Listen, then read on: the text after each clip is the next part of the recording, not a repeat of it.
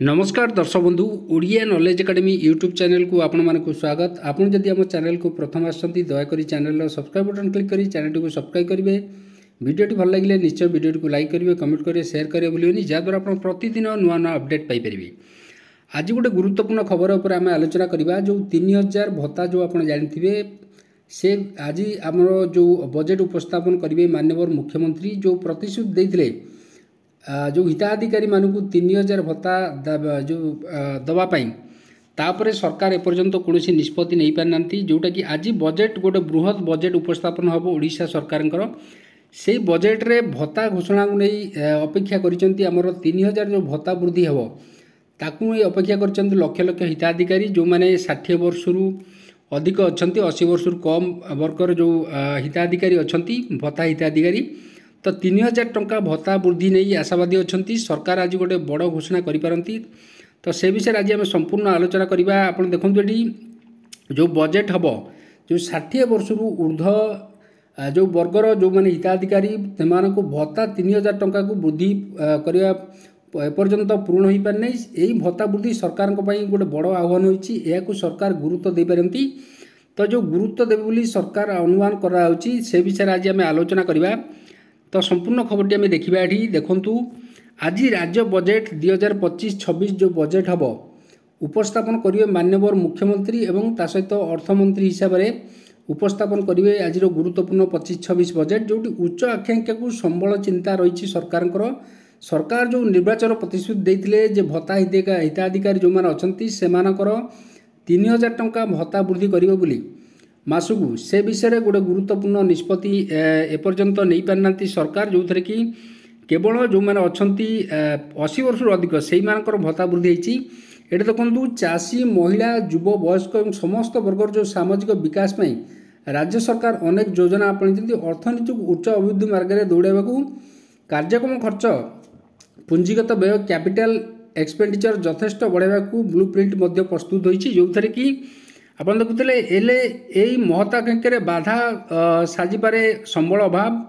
आकलन मुताबक बढ़ुना आय निजस्व टिकस आय वृद्धि हार धीमा केंद्रीय अनुदान भी ह्रास पाई। तो एभली स्थिति में विकास खर्च भरणा करने को सरकार को अधिक ऋण उठे पारती और वित्तीय नियंट भी बढ़ी पारे। तो सोमवार विधानसभा आज मुख्यमंत्री मोहन चरण माझी आर्थिक वर्ष जो 2025-26 जो बजेट अच्छी ताकू उपस्थापन करेंगे एवं ये बजेट रे जो अच्छी आमर आप देखु बजेट रे आमर मुख्यतः अनेक गुरुत्वपूर्ण प्रस्ताव उपरे जोटा कि गुरुत्वपूर्ण प्रस्ताव घोषणा करा जाय पारे। ये जो आज जो पूर्णांग बजेट हम से सबुठारु होची गुरुत्व दि जाय पारे बोली कहई अनेक क्षेत्र को गुरुत्व दिया महिला चाषी एवं वयस्क मान गुरुत्व दि जाय पारे। सेहीपरि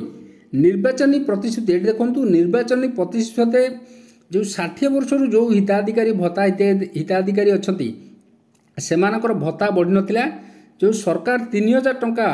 भत्ता देवाई जो घोषणा करते निर्वाचन पूर्व से गुड़ाक देना केवल 80 वर्ष रु अधिक एवं 80% रु अधिक भिन्नक्षम जे से 3000 टंका भत्ता वृद्धि घोषणा सरकार कर मिलूँ।